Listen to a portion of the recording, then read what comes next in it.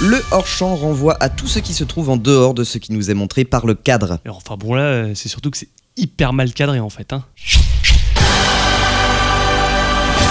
En préambule de cette review, sachez que je ne parle absolument pas danois, je m'excuse donc platement pour tous les noms que je vais écorcher d'ici quelques instants. Mais il faut absolument que je vous parle d'un de mes plus gros coups de cœur de l'année, Danskildige. Ah ouais, effectivement. Ah bah je l'avais dit, hein. Danskildige, dont le titre a été traduit en français en anglais. Hein? Oui, en France, le titre de ce film c'est The Guilty. Ah mais tu sais même pas parler anglais non plus. Shut your fucking mouth. Non, toujours pas. L'instant résumé.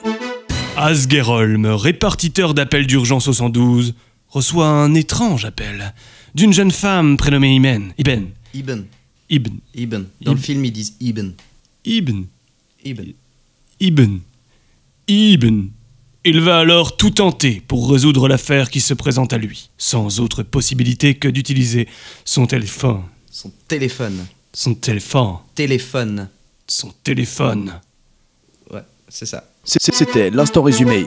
The Guilty a été réalisé par Gustav Möller. Je vous présente l'adjudant-chef Gustav. Et il s'agit d'un thriller en huis clos en quasi-temps réel, ce qui signifie qu'il se situe dans un seul lieu, 2 pièces contiguës d'un centre d'appel de secours, et que seules quelques ellipses de quelques secondes à peine viennent rompre la continuité de l'histoire, dans le même délire que Phone Game ou Buried. Je vous en prie, aidez-moi, j'ai peur. Envoyez-moi quelqu'un. À l'instar de Buried, dans lequel Ryan Reynolds est enfermé dans une tombe pendant tout le film, The Guilty a pour principe directeur de toujours rester centré sur son personnage principal, à savoir l'agent Asgerholm. Ah oui, si vous voulez vous rappeler de ce qu'est un principe directeur, j'en ai parlé dans le 3e Cinéma Shop. Bonjour, je suis Dunkerque. En tout cas, rester à ce point centré sur un personnage est le meilleur moyen de se planter tant les écueils et les défauts qui peuvent en émerger sont nombreux. Eh bien ce cher a réussi avec brio à se servir de ses contraintes pour les transformer en super qualité. Non, tais-toi. Par exemple, The Guilty prend parfois beaucoup son temps et n'hésite pas à jouer sur de longs silences. Pourquoi il laisse la caméra tourner comme ça pendant des plombes pour un plan aussi con? Car The Guilty est un thriller bougrement efficace qui tient donc en haleine et qui joue vraiment avec nos nerfs. L'histoire est tellement prenante et les twists efficaces qu'il est absolument nécessaire de pouvoir souffler. Et plutôt que de nous montrer quelconque image de transition avec des paysages, des moments de vie muets ou autres artifices de ce genre, eh bien ce cher Gustav va se servir de son principe directeur pour nous permettre de digérer la tension tout en nous montrant comment le personnage lui-même assimile les informations choquantes qu'il vient d'entendre.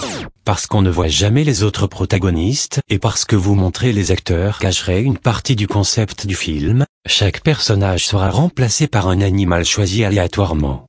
Veuillez agréer mes sincères pizzas au thon.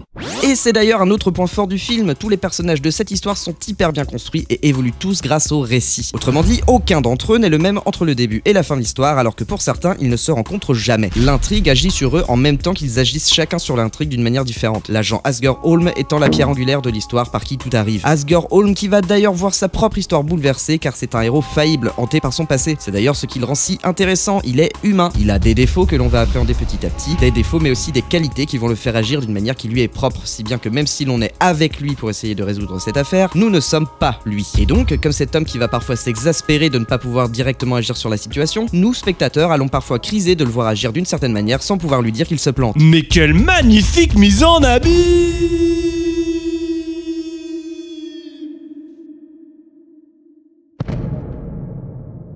Et bien sûr, tous ces personnages à l'écriture ciselée n'auraient jamais pu être aussi crédibles sans le jeu impeccable de tous les acteurs et actrices du film. Car au-delà du personnage principal interprété par Jakob Södergren, j'ai mal à la mâchoire là, il faut bien se rendre compte que les autres actrices doivent nous faire passer des messages et des émotions alors que nous sommes privés d'un de nos sens, la vue. Et ils y arrivent fichtrement bien. Ils jouent admirablement bien sur les respirations, les silences, les hésitations, bref tout ce qui leur permet de donner une profonde crédibilité au dialogue. Tous ces personnages vivent donc en dehors de notre regard grâce aux merveilles du hors-champ. Et c'est ça qui est vraiment dingue avec The Guilty. Lorsque j'en parle, il me vient en mémoire des images du long métrage qui n'existent tout simplement pas. C'est le principe même du hors-champ, l'art de ne pas montrer. Le hors-champ, par définition, fait disparaître les personnages mais renforce leur réalité dans notre esprit. D'une certaine manière, ils vivent pleinement en dehors de notre simple champ de vision, en dehors du cadre donc. Ça ne les rend que plus réels et palpables alors que, paradoxalement, on nous enlève un de nos sens pour les appréhender. On peut alors applaudir Gustav Möller pour son sens de la réalisation. On peut aussi l'applaudir lui et Emil Nygard Albertsen, le co-auteur du scénario, pour leur écriture impeccable des dialogues qui nous décrivent d'une façon tout à fait naturelle ce qui se passe au-delà de l'écouteur d'Asgerholm. Allô, je suis tout nu et je suis en train de me perturber.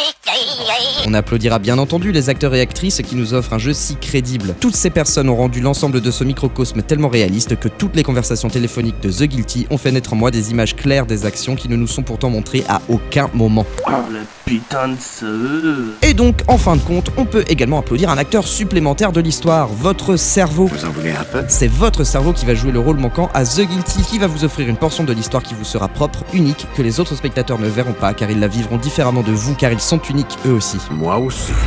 Non. Quand on regarde un long métrage, notre subjectivité nous impose forcément un ressenti singulier qui nous est propre. Mais avec ce film, ça va plus loin que ça. Oui, quand vous aurez vu The Guilty, vous ferez partie de lui, et il fera finalement partie de vous.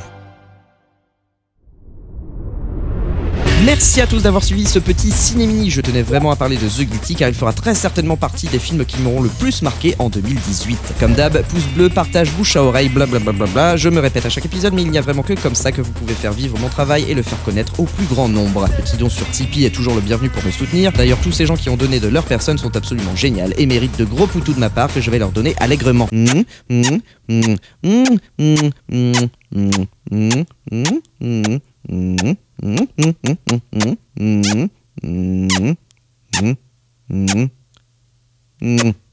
Je suis également présent sur Facebook, un peu, et sur Twitter, beaucoup. D'ailleurs, si vous me suivez sur le réseau du petit Zozio bleu, vous êtes sans doute tombé sur ce sondage dans lequel je vous demandais si vous souhaitiez que j'aborde aussi dans le ciné-mini des films en dehors de toute actu ciné. Et vous avez l'air plutôt d'accord. C'est pourquoi, sauf imprévu, le prochain ciné-mini portera ni plus ni moins que sur le meilleur film d'animation de tous les temps? Oui, rien que ça. Je vous laisse donc à vos pronostics dans les commentaires, donnez-moi vos impressions sur The Guilty si vous l'avez vu, ou sur cette review si vous l'avez vu. En tout cas, moi je vous donne rendez-vous très bientôt pour un nouveau ciné-mini.